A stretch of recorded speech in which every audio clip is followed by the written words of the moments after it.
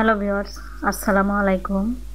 হুমায়রা রান্নার রেসিপি থেকে সবাইকে আন্তরিক অভিনন্দন জানিয়ে আজকে খুব সহজ মজার একটি রেসিপি আপনাদের সাথে শেয়ার করব। চলুন দেখে নেওয়া যাক।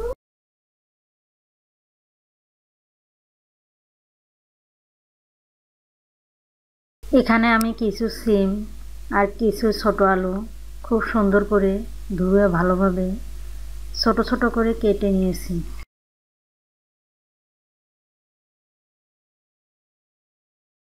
এবার চুলায় একটি কড়াই বসিয়ে কিছুক্ষণ গরম করে নেব।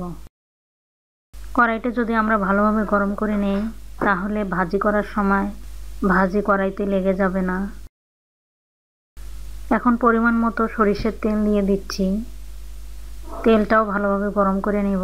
এখন দিয়ে দিব 1 মুঠ পেঁয়াজ কুচি, কয়েক টুকরা কাঁচামরিচ। এখন নাড়াচাড়া করে দিয়ে দিচ্ছি 2টা তেজপাতা। এখন নাড়াচাড়া করে কিছুক্ষণ ভেজে নেব।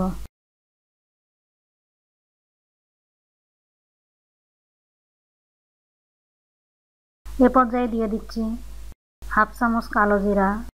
এর ফলে খেতে ভীষণ সুস্বাদু হবে।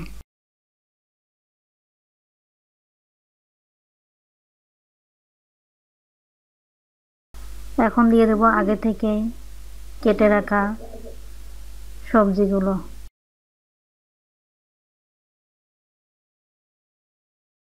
এখন দিয়ে দিচ্ছি 1/2 চামচ হলুদের গুঁড়া, স্বাদ মতো লবণ দিয়ে ভালোভাবে নাড়াচাড়া করে নিচ্ছি।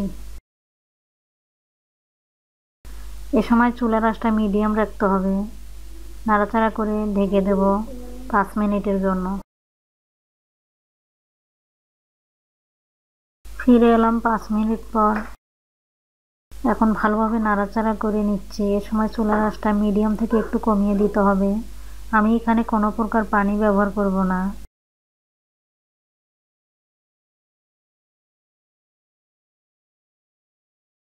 এখন ঢাকনা দিয়ে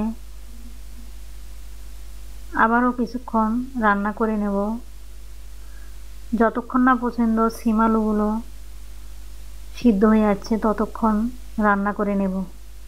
এর সময় চুলার আঁচটা মিডিয়াম থেকে কমিয়ে দিতে হবে।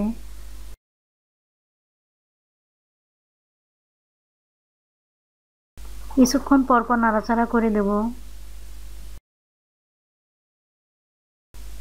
এভাবেই করে সিম আলু ভাজি করে নেব।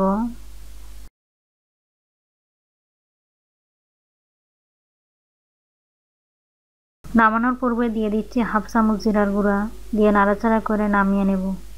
এভাবেই করে আপনারা যদি সিম আলু ভাজি করেন খেতে দারুণ লাগবে।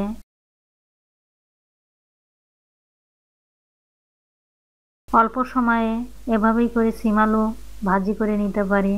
গরম ভাতে একদম জমে যাবে।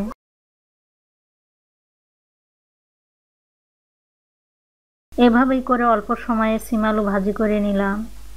এভাবে চাইলে আপনারা বাসায় ট্রাই করতে পারেন। আর যদি ভালো লাগে একটি লাইক দিয়ে শেয়ার করবেন, কমেন্টস করবেন, সাবস্ক্রাইব করে বেল বাটন অন করে দিতে ভুলবেন না। ধন্যবাদ, ভালো থাকবেন।